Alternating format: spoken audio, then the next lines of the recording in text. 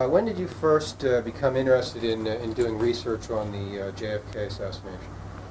In 1975, after I joined the law firm that Bud Finsterwald was a part of, and up to that point I obviously had an interest in it, but I hadn't really done anything on the issue, and by getting to know Bud and Jim Lazar, I became interested in the subject.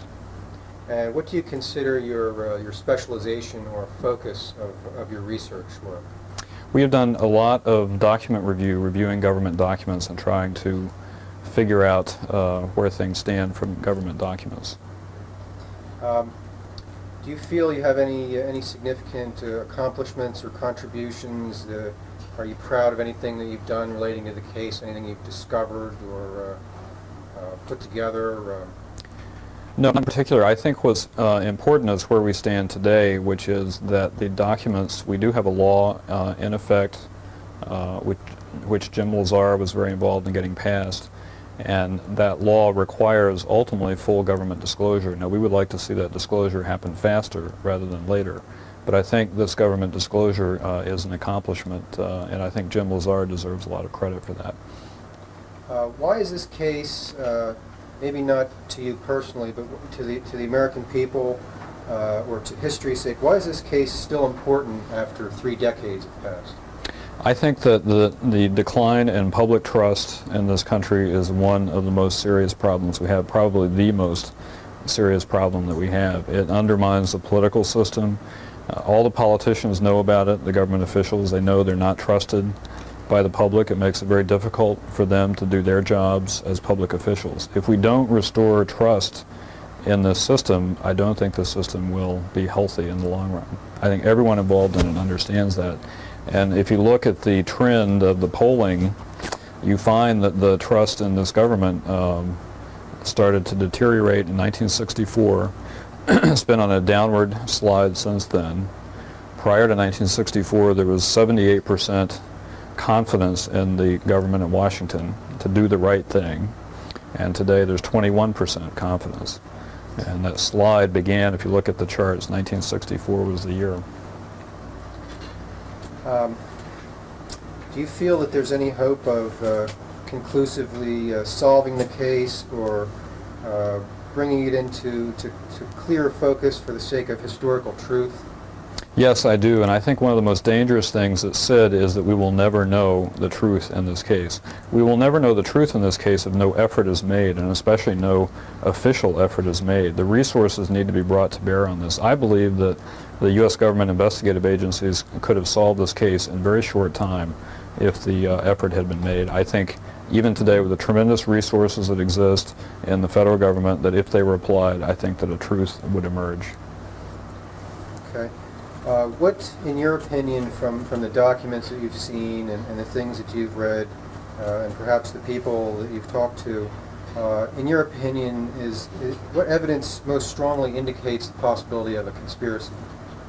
Well, my view of the case is a very literal one.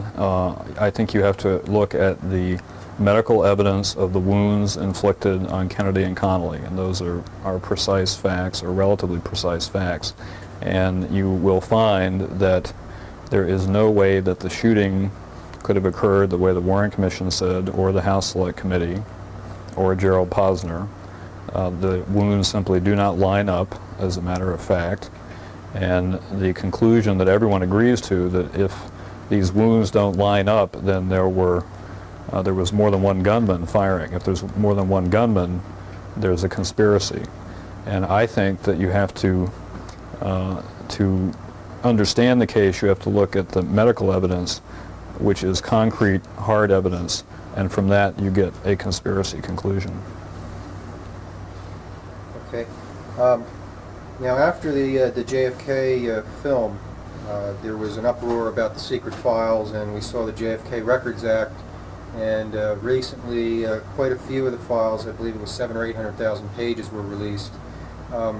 But I know that it may be early in evaluating what's come out, but I know there's still secret files, they're still withheld, and which ones of these files would you particularly most like to see that are still withheld?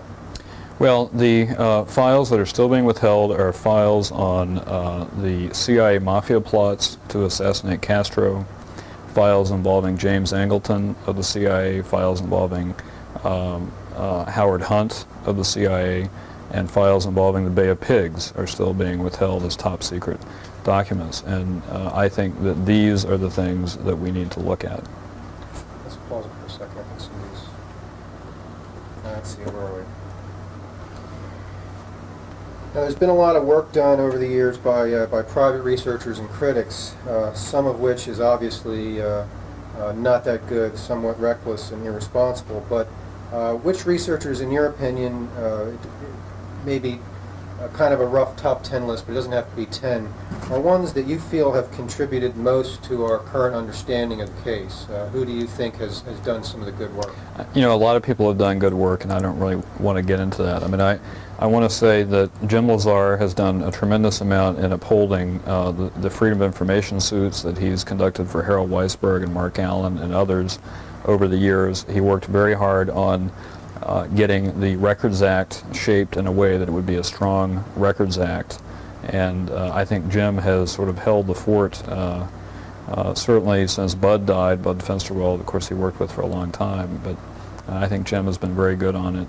But aside from that, a lot of the work done has been very good. Some of it has not been, but I don't think that's unusual given if the government defaults and leaves it to the citizens to try to deal with a complex event like this. Of course, you're going to get all sorts of views and opinions. It's part of a democracy. It's part of the American way of doing things. And I don't find the citizen involvement in this to be bad.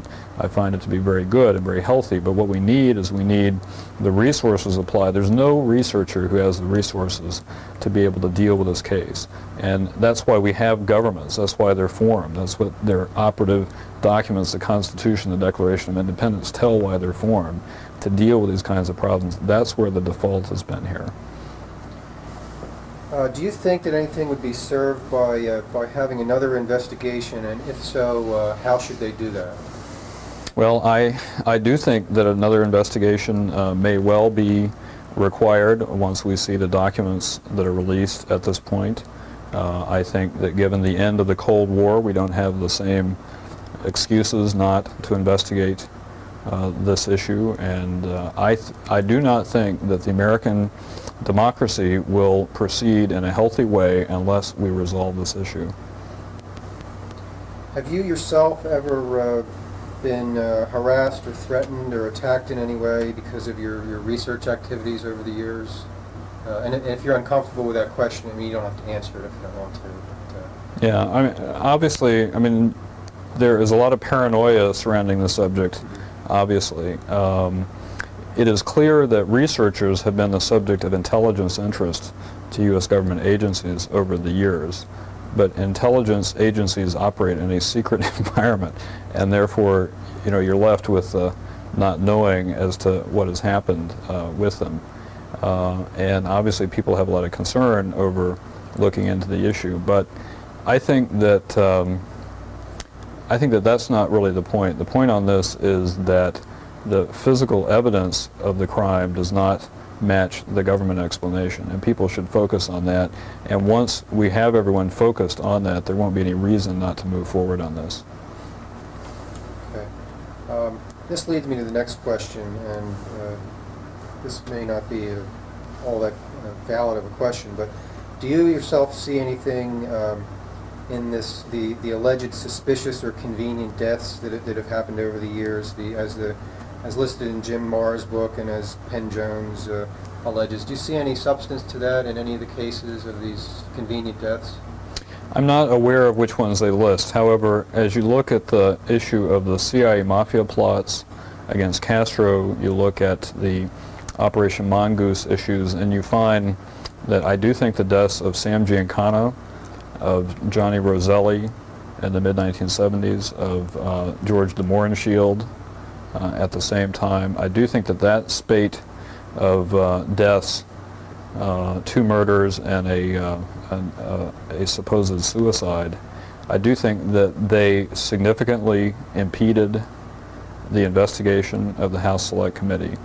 And so I know there have been all sorts of other allegations. I'm not really as familiar with them, but I think that the House Select Committee lost a number of its most important witnesses. Do you feel that if Richard A. Sprague had remained as the chief counsel of the House Select Committee, that that would have led to a solution of the crime? I don't know. I was not active with the case then. I have heard that he intended to take a prosecutor's sort of with blinders on, no fear or favor approach to the case, and obviously he did not continue with the case. I've been impressed over the years by Congressman Gonzalez, who was the originally was going to be chair of the committee, and Henry Gonzalez, it seems to me, has been very fearless in looking at this issue and other issues related types of issues of abuse, and I've been very impressed with him. Yeah, I noticed on C-SPAN and then later on 60 Minutes they had him talking about the Iraqgate scandal to a completely empty house, which I thought was very interesting, that no one was there listening to what he had to say. Because of the Records Act, the President had to appoint a review board because obviously the intelligence agencies are not going to want all these documents to come out. And it was surprising to me that he didn't act on it earlier. Do you think that the current president, should become more actively involved in trying to resolve this controversy for the American people? Yes, I do, and I hope that the review board will take up their powers aggressively, because they do have powers to push toward a resolution, and he can help with that. I do not think that we're going to be able to get this country moving in the way the president wants to have it move unless we can resolve the issue of public doubt and lack of public trust, and this is at the center of that lack of public trust, and it will not be resolved by cosmetic rearrangements. Okay. This is my final question. Because this case is so complex and so riddled with disinformation and evidence leads you in so many directions that it's very difficult to be conclusive, there's so many different theories and combinations of theories. When I've interviewed researchers, they tend to relate to me that when they're interviewed, very rarely do journalists understand the case enough to ask them relevant questions. And what I usually do at the end of each interview is throw it back to the researcher. Sometimes it catches them off guard, and other times they love the question. Is if you were an interviewer interviewing yourself, what would you ask yourself? Or, in other words, what's the heart of the matter of the case? What's really important about the case to you? Well, to me, you have several lines of inquiry. Did the Cuban government do it? Did the KGB do it for the Russians? Or was it a domestic type of conspiracy? And I think that the question to be asked is, what evidence, what dispositive evidence is there about the Cubans and the Russians? And I recently read the CIA 201 file, the Oswald file that they have partially released. I read their first release, 12,000 pages. And I find in that file that the CIA themselves determined internally pretty quickly that the Cuban government and the KGB were not involved in the assassination. They based the determination about the Cuban government based on their electronic surveillance of Cuban leaders and their reaction to the assassination. They based the KGB conclusion based on their long history of observing KGB activity, the fact that the KGB would never use someone directly linked to the Soviet Union to perform an act such as this. They would use someone not connected in any way to the Soviet Union, and Oswald had that identification all over him.